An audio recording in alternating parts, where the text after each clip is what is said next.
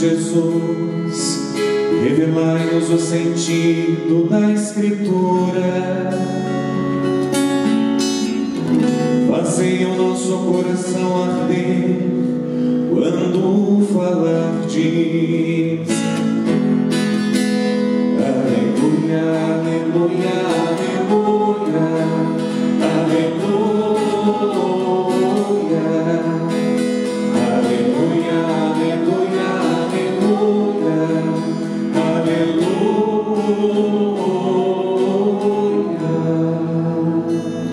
O Senhor esteja convosco, Ele está no meio de nós. Proclamação do Evangelho de Jesus Cristo segundo Lucas. Glória a vós, Senhor. Naquele mesmo dia, o primeiro da semana, 2 dos discípulos de Jesus iam para um povoado chamado Emaús, distante 11 quilômetros de Jerusalém. Conversavam sobre todas as coisas que tinham acontecido. Enquanto conversavam e discutiam, o próprio Jesus se aproximou e começou a caminhar com eles. Os discípulos, porém, estavam como que cegos e não o reconheceram. Então Jesus perguntou: o que ides conversando pelo caminho? Eles pararam com o rosto triste, e um deles, chamado Cleófas, lhe disse: tu és o único peregrino em Jerusalém que não sabe o que lá aconteceu nesses últimos dias? Ele perguntou: o que foi? Os discípulos responderam: o que aconteceu com Jesus, o Nazareno, que foi um profeta poderoso em obras e palavras, diante de Deus e diante de todo o povo. Nossos sumos sacerdotes e nossos chefes o entregaram para ser condenado à morte e o crucificaram. Nós esperávamos que ele fosse libertar Israel. Mas apesar de tudo isso, já faz 3 dias que todas essas coisas aconteceram. É verdade que algumas mulheres do nosso grupo nos deram um susto. Elas foram de madrugada ao túmulo e não encontraram o corpo dele. Então voltaram dizendo que tinham visto anjos e que esses afirmaram que Jesus está vivo. Alguns dos nossos foram ao túmulo e encontraram as coisas como as mulheres tinham dito. A ele, porém, ninguém o viu. Então Jesus lhes disse: como sois sem inteligência e lentos para crer em tudo que os profetas falaram. Será que o Cristo não devia sofrer tudo isso para entrar na sua glória? E começando por Moisés e passando pelos profetas, explicava aos discípulos todas as passagens da Escritura que falavam a respeito dele. Quando chegaram perto do povoado para onde iam, Jesus fez de conta que ia mais adiante. Eles, porém, insistiram com Jesus, dizendo: fica conosco, já é tarde e a noite vem chegando. Jesus entrou para ficar com eles. Quando se sentou à mesa com eles, tomou o pão, abençoou, partiu e lhes distribuía. Nisso os olhos dos discípulos se abriram e eles reconheceram Jesus. Jesus, porém, desapareceu da frente deles. Então um disse ao outro: não estava ardendo o nosso coração quando ele nos falava pelo caminho e nos explicava as Escrituras? Naquela mesma hora eles se levantaram e voltaram para Jerusalém, onde encontraram os 11 reunidos com os outros, e estes confirmaram: realmente o Senhor ressuscitou e apareceu a Simão. Então os dois contaram o que tinha acontecido no caminho e como tinham reconhecido Jesus ao partir o pão. Palavra da salvação. Glória a vós, Senhor.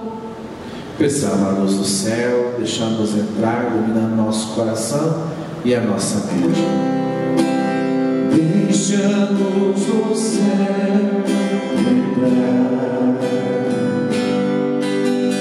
Deixa a luz do céu entrar. Abre bem as portas do seu coração e deixa a luz do céu entrar.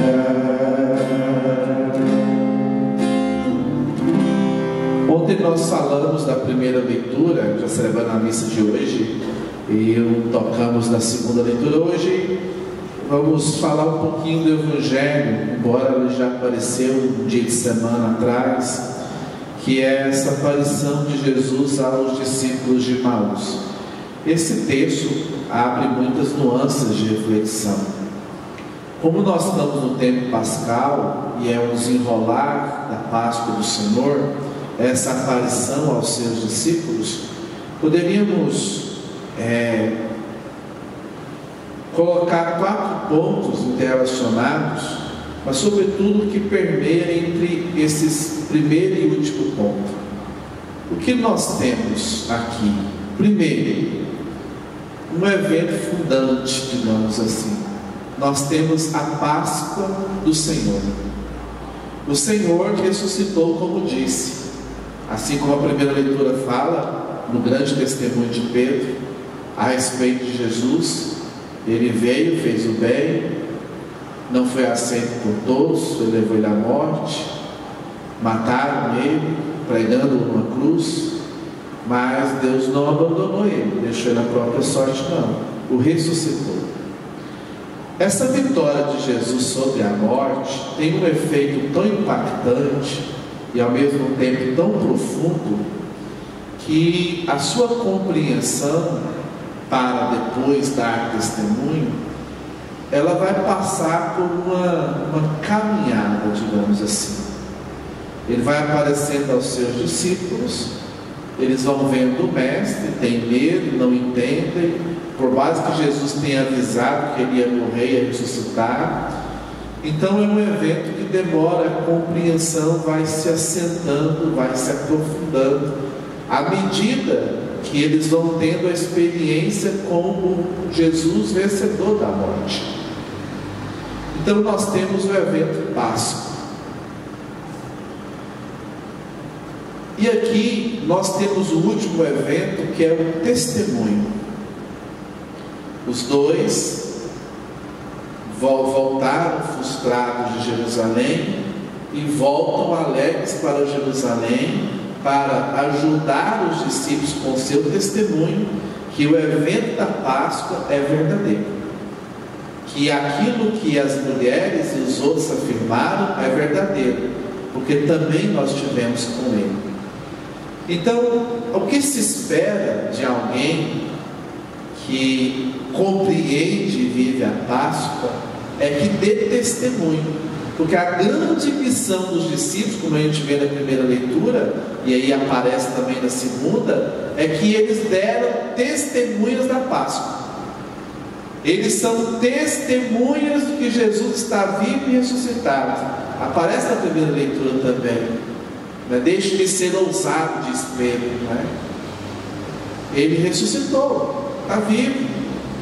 Nós o vimos, nós damos testemunhas. Não é que nem Davi que está lá a cova dele, não. Ele está vivo, nós o vimos. Então isso é muito forte, porque alguém que eles viram morrer, agora ou estão afirmando com o que viram com seus próprios olhos, ele vive de novo. Mas então o que aconteceu entre a Páscoa e o testemunho? Aconteceu em 2 elementos muito importantes da caminhada cristã, não é? E é necessária essa caminhada cristã para poder dar o testemunho verdadeiro de que Jesus está vivo. Quais são esses 2 pontos? Primeiro, a compreensão da salvação em Jesus. Aqui entra a palavra. A palavra precisa ser dita, anunciada, e precisa ser explicada.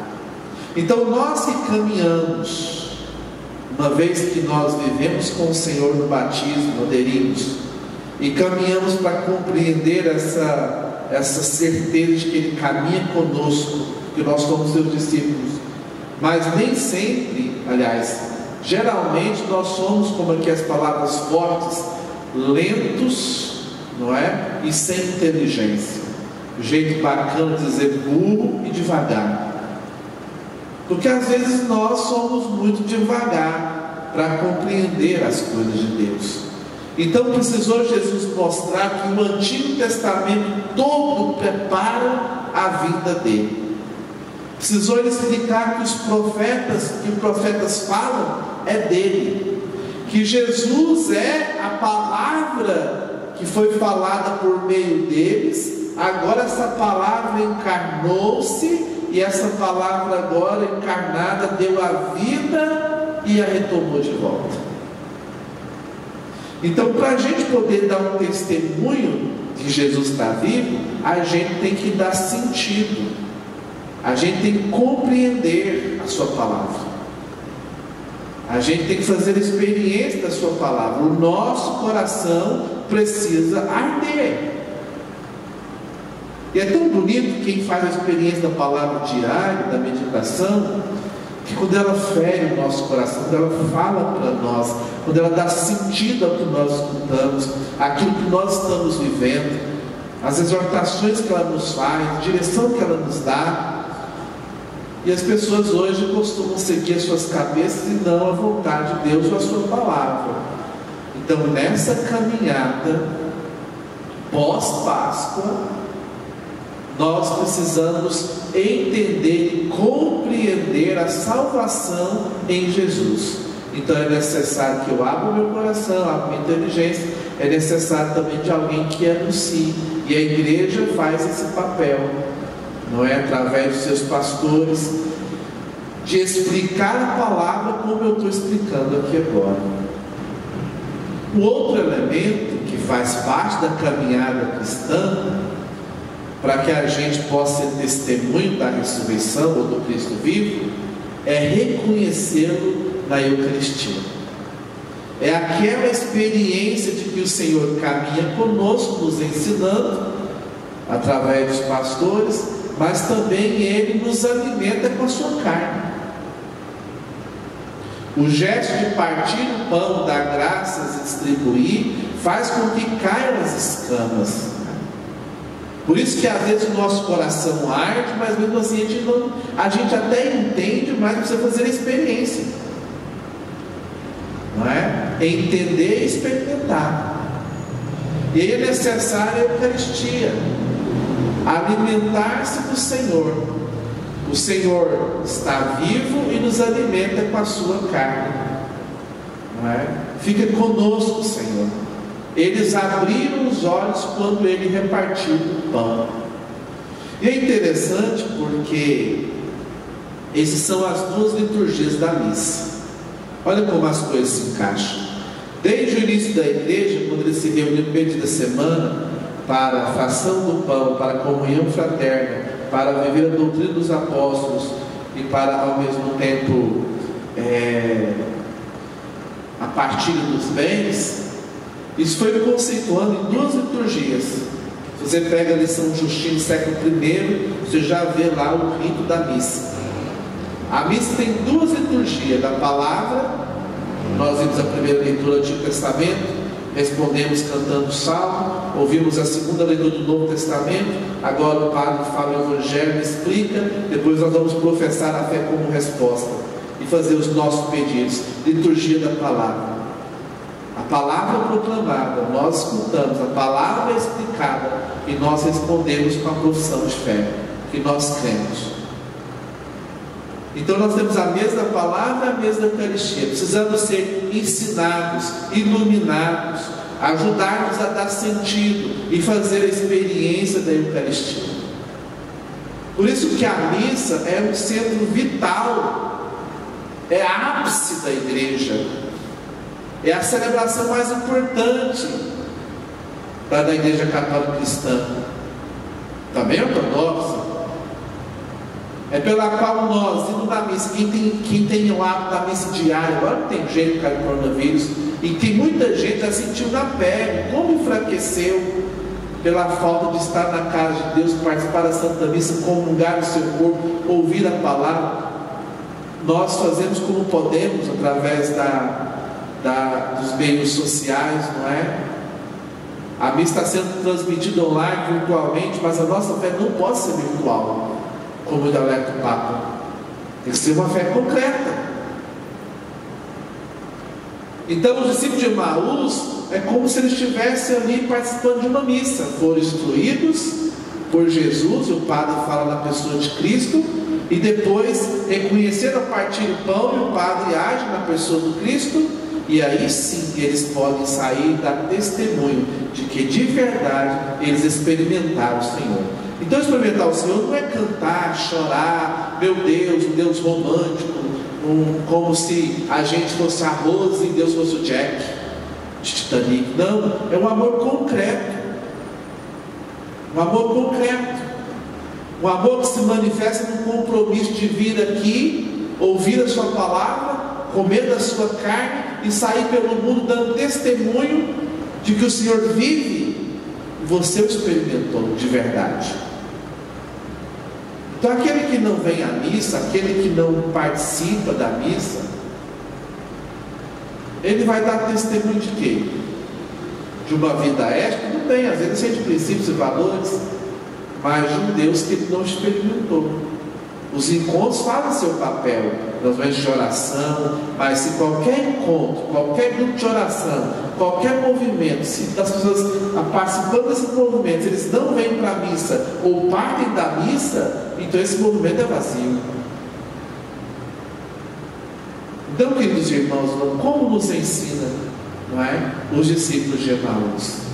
A nossa caminhada consiste em ser iluminados pela palavra, alimentados pela sua carne, e nós seguimos fortes, dando testemunho de que Ele vive e reina.